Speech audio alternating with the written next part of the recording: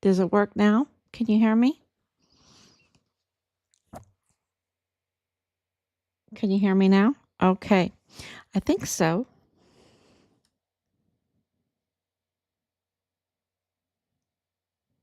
Can you hear me now? Yes, I think so. Okay.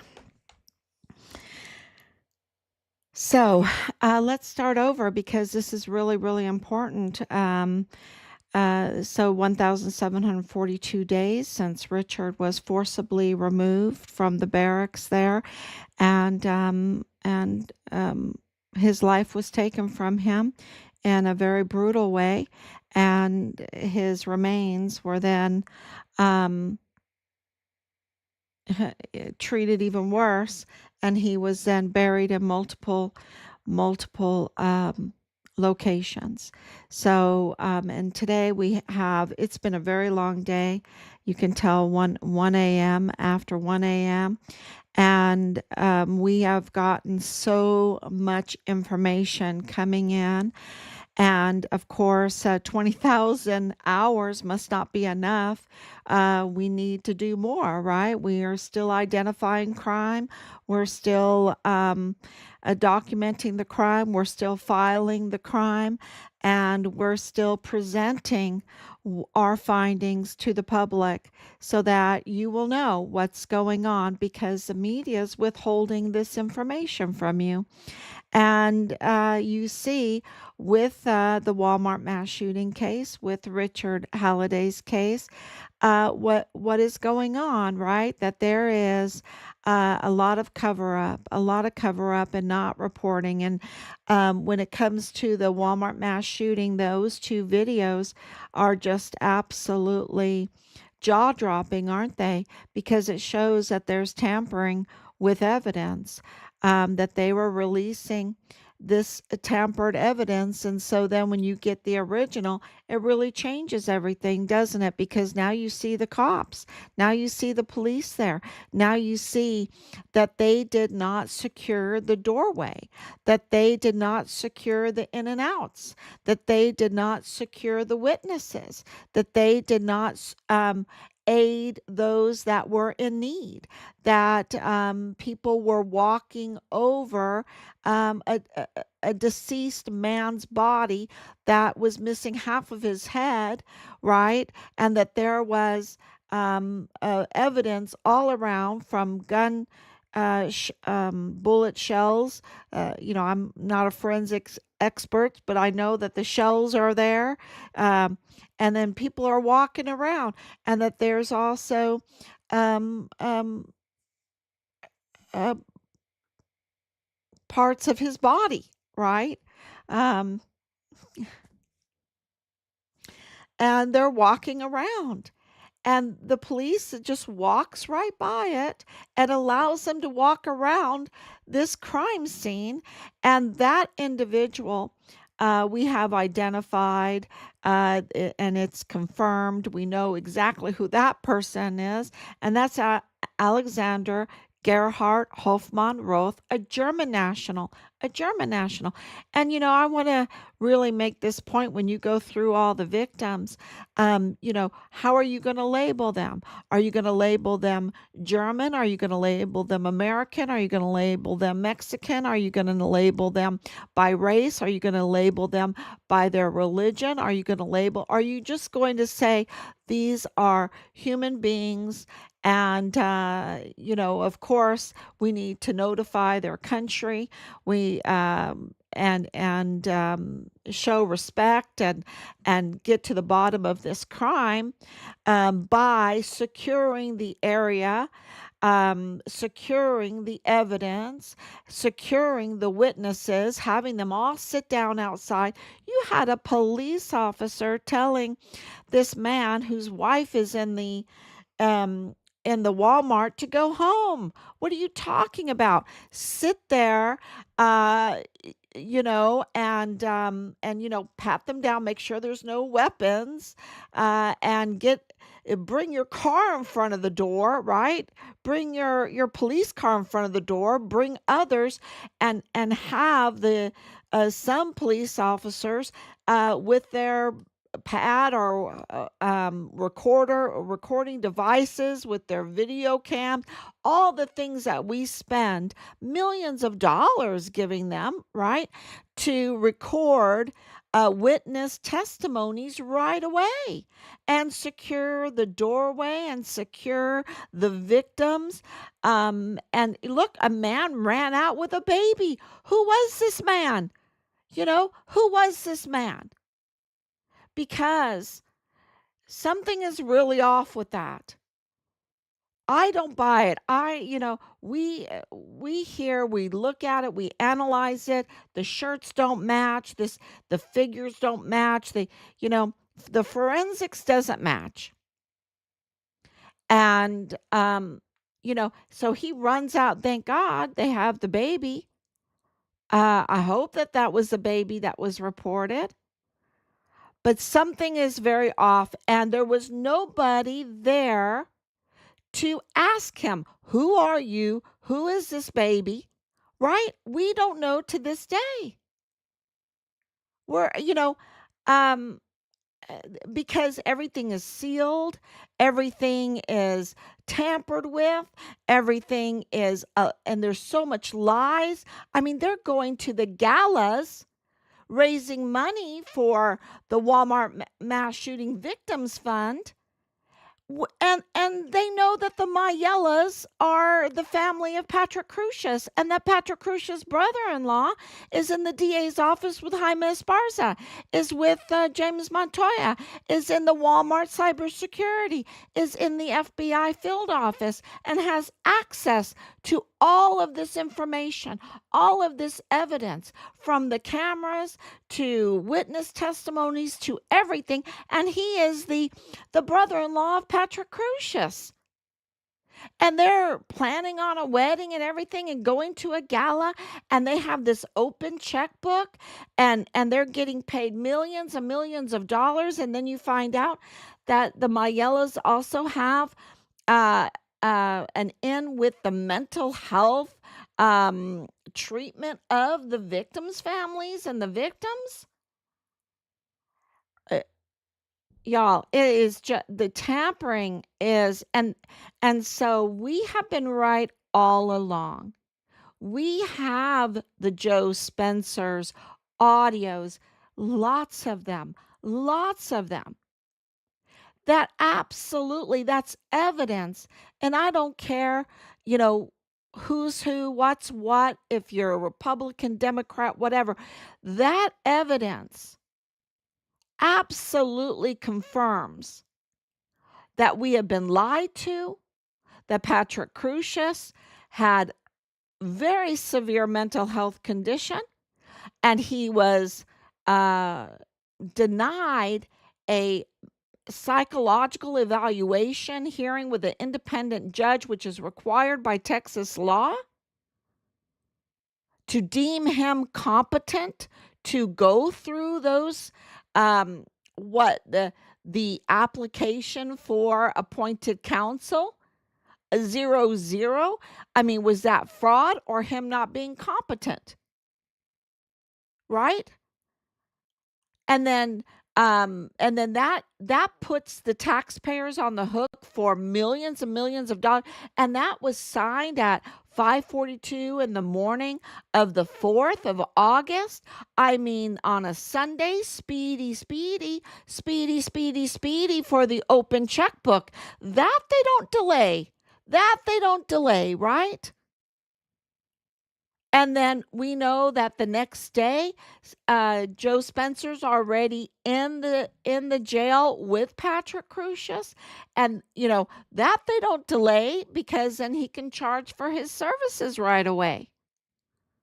Not nickels and dimes, but with an open checkbook. And we have that on his own confession, his own audio recording. So the amount of fraud in this is so severe, and it connects to Fort Bliss, and it connects to the Ambreses. It connects to Maria Rosa Maria Valdez Garcia and her fraud of the Walmart mass shooting victims fund, right? Um, so it's all connected, and of course, then it's connected to our son's murder. And we know that Patrick Crucius was not a lone shooter that randomly picked El Paso, that he had family ties in El Paso, and not just family ties, real inside the judicial system, inside the very agencies investigating, inside the very agencies that were prosecuting, inside the very Walmart cybersecurity. And then somebody said on a one of the comments that I thought was amazing, was that anyone that lives in El Paso knows that they would pick that Silla Vista Walmart, that would be where the most Hispanic people would be at. But, when I look at the video, and I think that's a very good point, and thank you very much for that point. But when I look at that video, and I've looked at it over and over and over again, both of those videos over and over and over again, um, and I have the where the victim is not covered up. So you can imagine how much prayer that we need looking at this over and over again. And thank you for your prayers. But that Alexander, who was so disrespected as a victim, I just can't even, you know, and that second video, and all the victims, okay, all the victims, but in the part that we have been absolutely told that when you have an active shooter and you look at all the active shooter cases, they don't go for headshots, y'all. They don't go for headshots. Headshots are professional. Headshots are targeting for execution.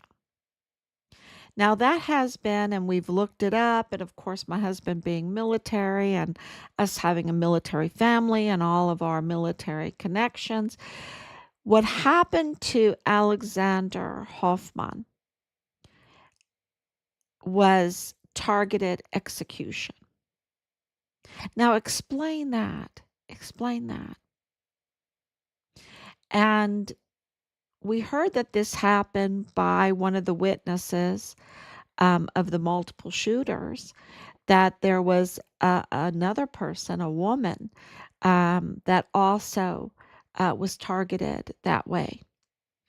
Now, to do that in less than 2 minutes, okay? If it was a lone shooter, they had to be very quick, very determined, very cold-blooded, very professional. They had to be a hit person. And with that kind of weapon, and we don't know because uh, the evidence, the trajectory, all the forensics, the type of bullets, everything has been kept from us. What we do know is the witness testimonies, and I want to read those to you today because it absolutely, the evidence confirms. And because of the lack of release of information, and then the plea deals to just plea deal Patrick Crucius out without a competency hearing, and then have that plane pick him. Why didn't he go in a van? Why didn't he go in a bus? He can have a transport van, transport bus. Why this very expensive transportation? It's uh it's just it confirms. That's what it does. It confirms with what we're saying is absolutely right. And we can tell you that evidence confirms that this bloody hell was really a political target. Um, Absolutely to divert attention from the audits and the investigation going on about the criminal trafficking that was going on Fort Bliss, about the border, criminal trafficking going on at the border, because we know that President Trump was absolutely investigating. We know that Richard was a whistleblower witness and that the military failed to secure him. And this bloody hell, that's all I can say uh, after reviewing and reviewing, was used to be exactly that, to be so shocking, right? That it would absolutely shake everybody up to stop the and then also it had to have the racist element, right? So that people thought that Hispanics were targeted. We were all targeted. Justice was targeted. The all of the criminal trafficking victims were targeted. Juarez was targeted because as the cartels are allowed to grow in their criminal trafficking, they suffer. El Pasoans suffer. We were all targeted. The United States, because even federal money. And then you have the international element of it being the German national, being the international news, how they presented the United States. They put a false story out there, a false narrative about the United States. That's what they did. And think about that. Diplomatically, that really hurts the United States. I mean, you have to think of diplomacy too. So it's what they did was absolutely shake even the Trump administration up so bad because of the Vanessa Guillen, because of the Glennon Oakley Jr., Richard, what they did with Richard. You don't think Trump heard about that? Trump absolutely has heard about that. And he knows what was going on with the cartel. That's why day one, 20th of January 2025, he absolutely, one of the very first things he did was to designate them as an enemy of this country, a big T organization, because he knows. And at the time, can you imagine it was just brutal mutiny. It was mutiny. It was absolutely mutiny. And the evidence confirms that this was orchestrated, that this was a mutiny, a mutiny from inside the military. And what do you call it when it's from the judicial, and the whole law enforcement, judicial community, really really the Maielas, and you have the media not reporting on it. You have Veronica Escobar not reporting on it. You have Beto O'Rourke not reporting on it. You have um what's his name? Chris Cuomo in on it. In on it. They were in on it. I mean, I cannot, every time I see Chris Cuomo being presented on the news, I want to throw up. He's in on it. And then you see these videos and you see the older gentleman waiting outside, and the police telling him to go home. And he's like, hell no, I'm not going home. My wife's in there. My wife's in there. Right? It's, thank you. He was the sane one. He was absolutely had it all right. He knew what he was doing. And the the whole response, and then the tampering of that video to cut out the police, to cut out the the fact that Alexander had only half his head, to cut out that the baby was injured,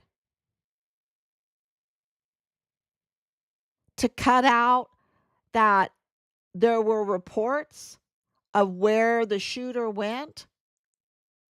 And now we have reports of, and the slow response, the slow response.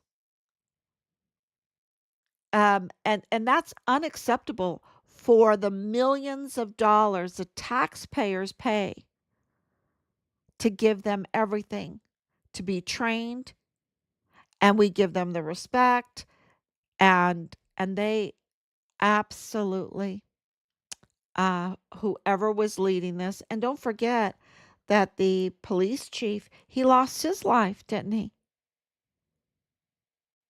I mean, so many people, strange at an early age, have lost their life. I was just looking at some people that were on the news. The Achondo couple's father in 2021, he lost his life. Um, this whole Chris Meissner thing, he lost his life. Glennon Oakley Jr., he lost his life. And you can go on of the people that have lost their life. And lawyers, this is a bloody hell. And we need to absolutely confront it. The gates of hell must be confronted. We don't stand there and let it attack us. We have to confront it with the truth, with justice, with righteousness. And so, this multiple shooter thing, and this lack of a competency hearing that was absolutely required, and the media, uh, you know, playing patty cakes with these criminals. That's what, it's like you want us to do. You don't want us to name your name. You want to be a criminal trafficker? You want to initiate a bloody hell on our community? Okay. Let's play patty cakes. I mean, it is the most disgusting. El Paso Matters, KTSM, KVIA, you name it. You name it.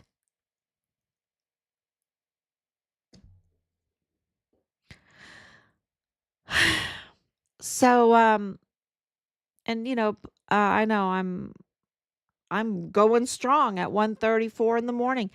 Okay, so let's look at these witnesses. Joe Spencer. I have so much Joe Spencer stuff. But he says here, when I first met the kid, which was, like 2 days after. So that's the 5th, right? That's the 5th. So that money was squared away. He got that open. This is what gets me. So we have him saying, I'm not going to do this for nickels and dimes. When I met with Guadarrama and Medrano, I told them I was not going to do this for nickels and dimes. When did he meet with them? On the 4th? On the On the 3rd? I mean, Madrano didn't come on until a little bit later, right? And then the case wasn't given over to the federal case to Judge Guadarrama until later. When did he meet with them? Okay, so you got the 3rd, the day it happened. You have 5:42 in the morning when the quickie application got approved for appointed counsel. The open checkbook got approved, super speedy. And then the next day you have Joe Spencer talking to Patrick Crusius, and Patrick Crusius is saying, you know, I only believe I killed one or two, which is bad enough.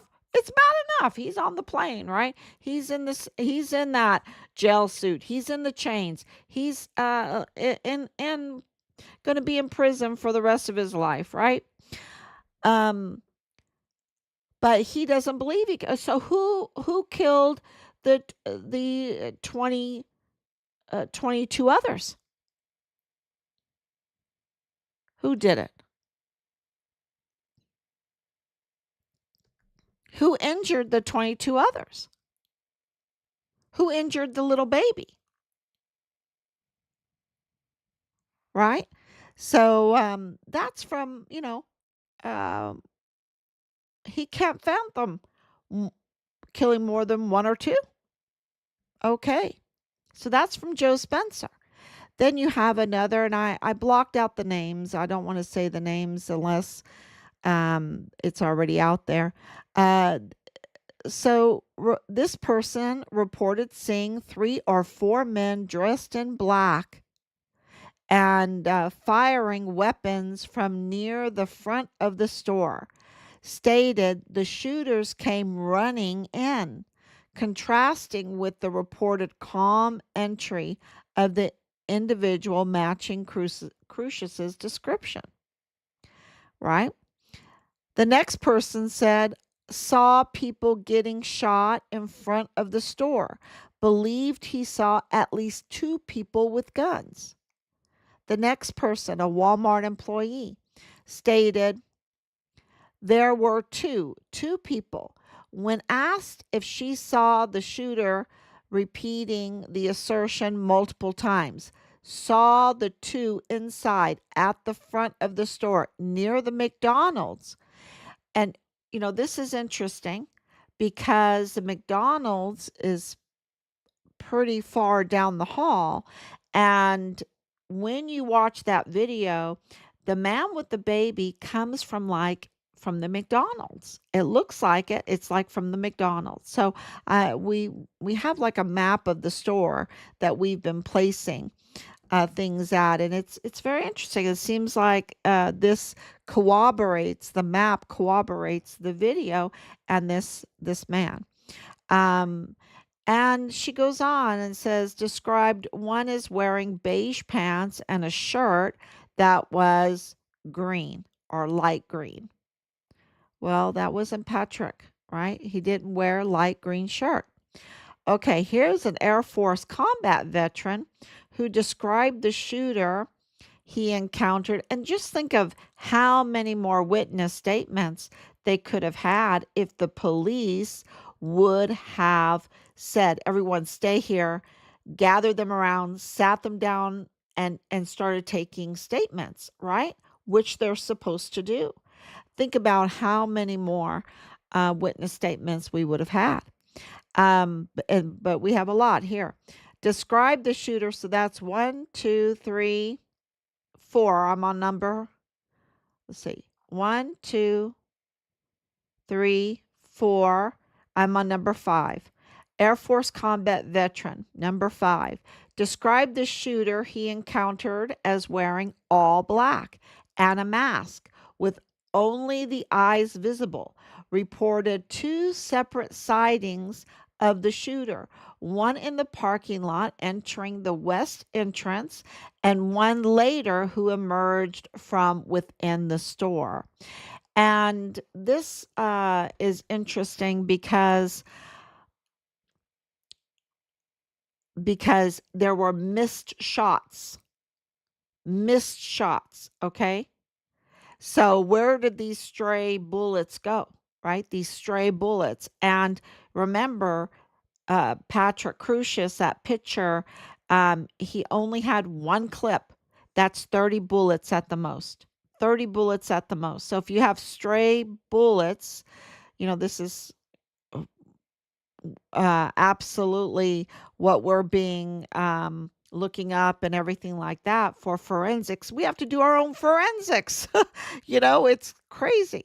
Um, and then you have the KTSM caller heard double shots coming from two separate areas of the store while hiding. Described one set of shots as closer and one from further away on the opposite side of the store. Mhm. Okay, so number 7. This is a Walmart employee. Fled the sounds of shooting inside the Walmart and ran towards the mall, towards Dillard's West. Heard more gunshots at Dillard's. So the Cielo Vista Mall is right beside the Walmart, the Cielo Vista Walmart. So you have Sam's, the Walmart, and then the mall. And so she ran out, went towards the mall to Dillard's West, and heard gunshots there. Then Glendon Oakley Jr. Glendon Oakley Jr., Fort Bliss Army soldier. Now, I think he was like an E4 or E5. E4, I believe he was an E4, um, was at a sports apparel store in the mall, apparently called Fans, near Dillard's West, when a kid ran in shouting there was an active shooter at the Walmart, heard two gunshots inside the mall at or near Foot Locker, reported hearing people saying two guys got shot right close to where we were within the mall. He saw a whole bunch of people just start running around screaming after hearing the gunshots. Employees at Foot Locker initially lowered the security cage, but then reopened it to allow people to run for the exits. He initially drew his weapon, but put it away when he saw several unaccompanied children in the play area near Dillard's North screaming for their parents. He started trying to grab the kids and bring them to safety out of fear of a stray bullet inside the mall, right? He told CNN's Wolf Blitzer that a whole bunch of mall cops were running around with their M4s, their military rifles, and they were all dressed in black. All dressed in black. Okay, so that is 8. 9. I hope I got these numbers right. I didn't number these.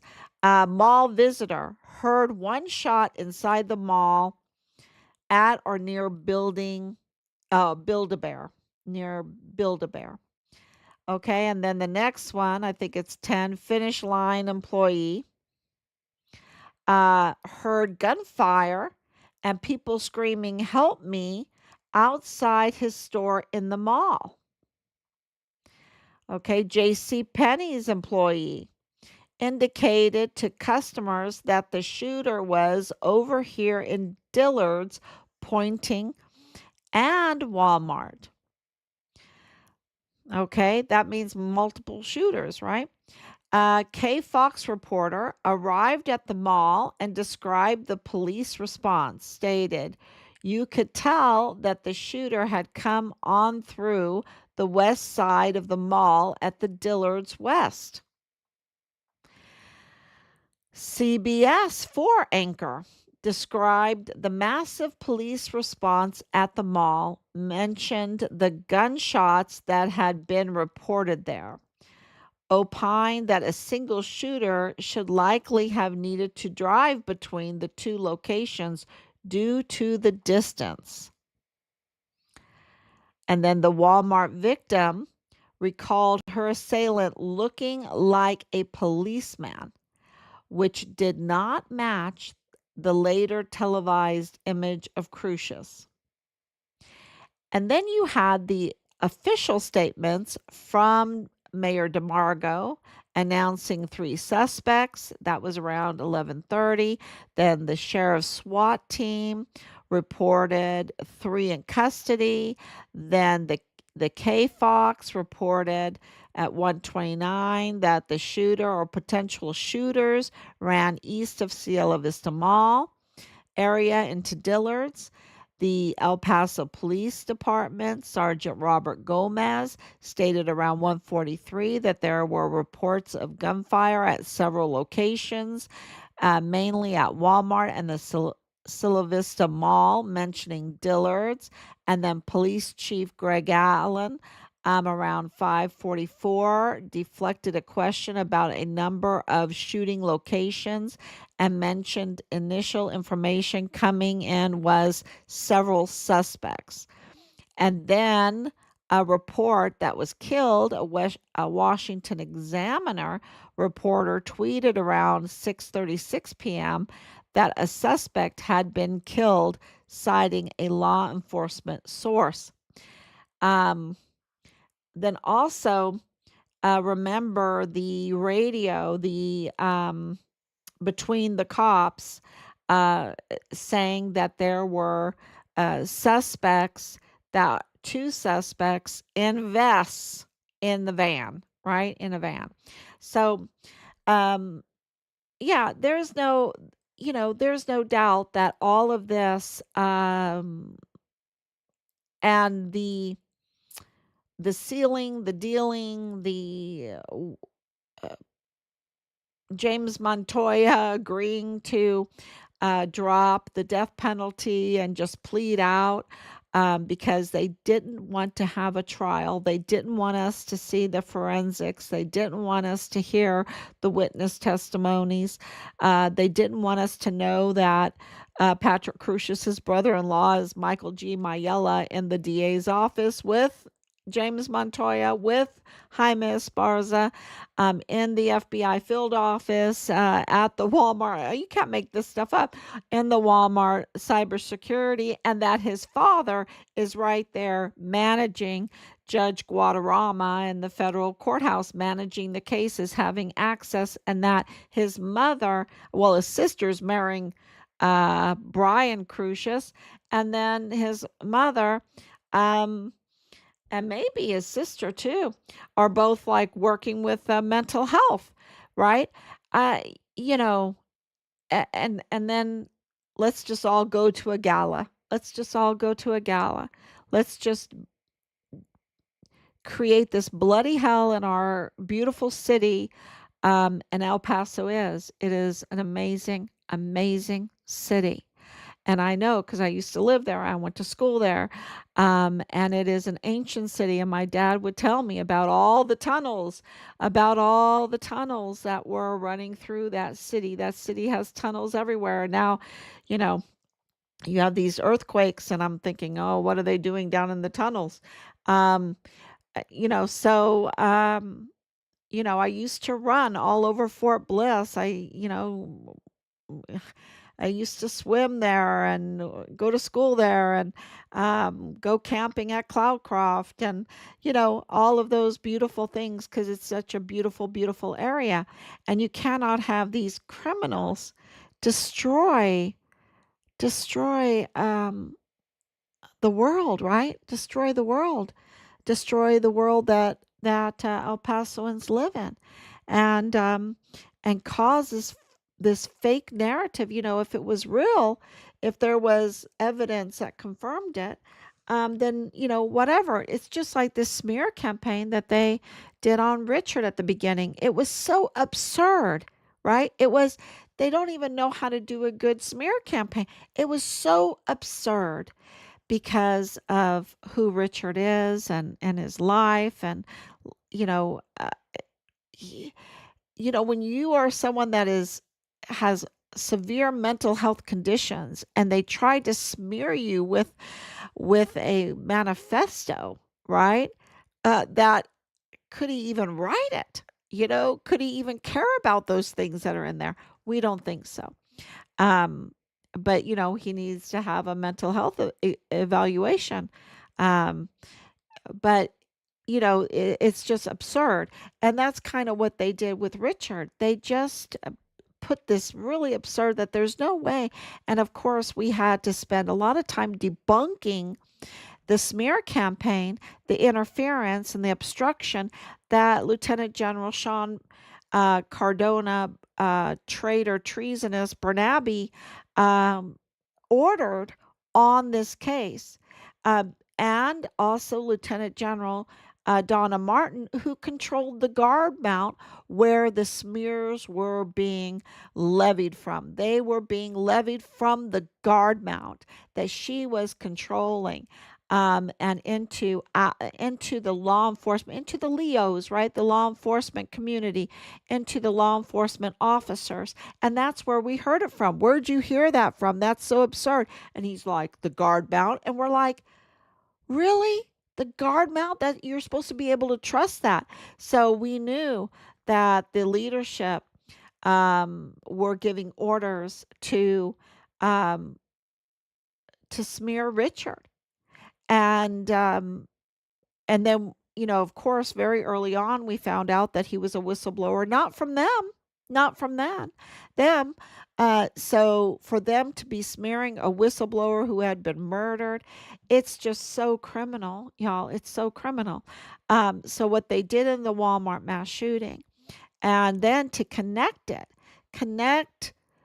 Richard's the terrible thing they did in Richard and connect it with the Ambrose family, with Jonathan Ambrose, with Leilani Hart. Leilani Hart being very connected to Kyla Cardona, the assistant to Lieutenant General Sean Bernabe, and then being connected, but also having this this confession, this affidavit with all of this harm done to children and all of this criminal activity and being connected to the generals, right?